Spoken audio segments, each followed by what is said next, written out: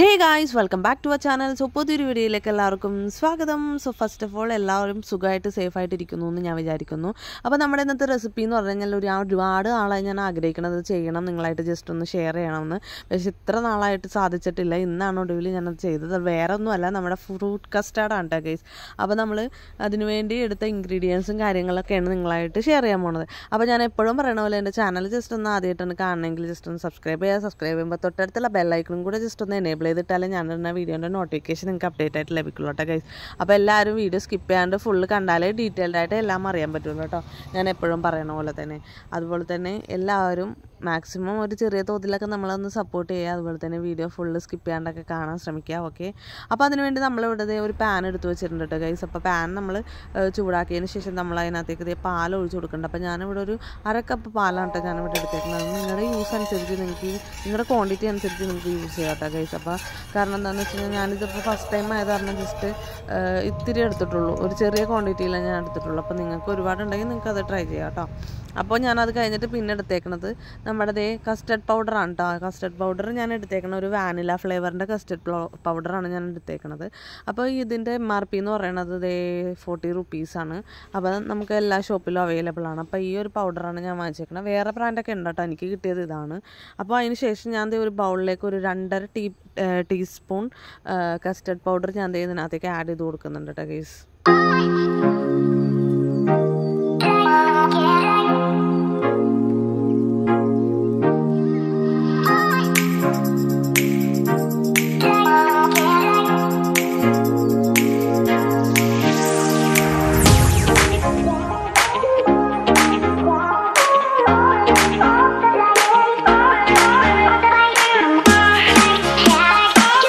Guys അതിനുശേഷം ഞാൻ കുറച്ച് ക്വാണ്ടിറ്റിയിൽ പാല് ഞാൻ ഇതിനകത്തേക്ക് ആഡ് ചെയ്ത് കൊടുക്കുന്നുണ്ട് കേട്ടോ ഗൈസ്. അപ്പോൾ നമ്മൾ പാൽ ഇതിനകത്തേക്ക് ആഡ് ചെയ്യുമ്പോൾ നമ്മൾ ശ്രദ്ധിക്കണം, നല്ല രീതിയിൽ നമ്മളിത് സ്പൂണ് കൊണ്ട് നല്ലോണം അങ്ങോട്ട് ഇളക്കി നല്ലോണം അതിലെ കട്ടകളൊക്കെ നമ്മൾ ശരിക്കും നമ്മൾ ഉടച്ച് കളയണം കേട്ടോ.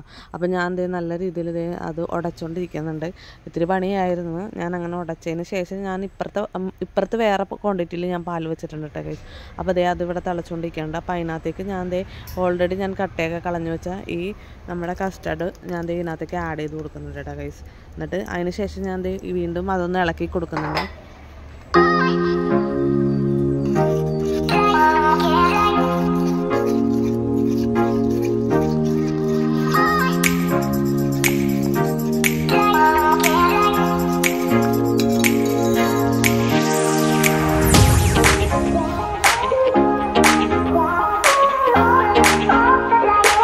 അപ്പോൾ നമ്മുടെ കസ്റ്റാർഡ് മിൽക്കിലേക്ക് നമ്മൾ ആവശ്യത്തിന് വേണ്ട ഷുഗർ ഇതിനകത്തേക്ക് ആഡ് ചെയ്ത് കൊടുക്കേണ്ടത്. നമ്മൾ ഷുഗർ ഇടുമ്പോൾ എപ്പോഴും ശ്രദ്ധിക്കേണ്ട ഒരു കാര്യമുണ്ട്, നമ്മൾ ഫ്രൂട്ട്സ് എടുക്കാൻ നേരത്ത് പുളിപ്പ് കുറവുള്ള അതാണെങ്കിൽ കൂടുതൽ ഷുഗർ ആഡ് ചെയ്യണം.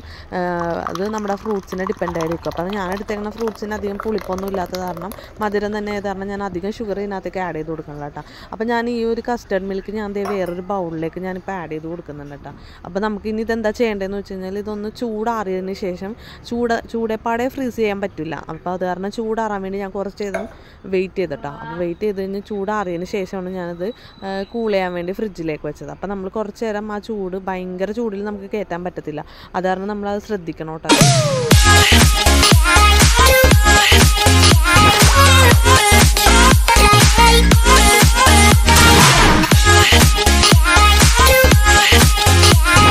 അപ്പോൾ ഞാനിവിടെ എടുത്തേക്കുന്നത് നേന്ത്രപ്പഴമാണ്. ശരിക്കും നമുക്ക് ഞാലിപ്പൂവന് വരെ വേണ്ടത് നേന്ത്രപ്പഴം ഇല്ലാന്ന് പറഞ്ഞാൽ ഞാനിപ്പോൾ നമ്മൾ ഇവിടെ ഫ്രൂട്ട്സൊക്കെ ഇവിടെ കട്ട് ചെയ്ത് വെച്ചിട്ടുണ്ട് കേട്ടോ ഓൾറെഡി. അപ്പോൾ നമുക്കിപ്പോൾ ഞാൻ എടുത്തേക്കുന്നത് പഴം എടുത്തിട്ടുണ്ട്. പഴം ശരിക്കും നേന്ത്രപ്പഴമാണ് വേണ്ട കേട്ടോ. ഞാനപ്പോൾ നേന്ത്രപ്പഴം ഇല്ലാഞ്ഞത് കാരണം ഈ പഴം ഉണ്ടായുള്ളൂ. അപ്പോൾ ഞാനതുകൊണ്ട് അത് എടുത്തത്. അപ്പോൾ നിങ്ങൾ എടുക്കാൻ നേരത്ത് നേന്ത്രപ്പഴം ഉണ്ടെങ്കിൽ അത് ആഡ് ചെയ്യാം കേട്ടോ.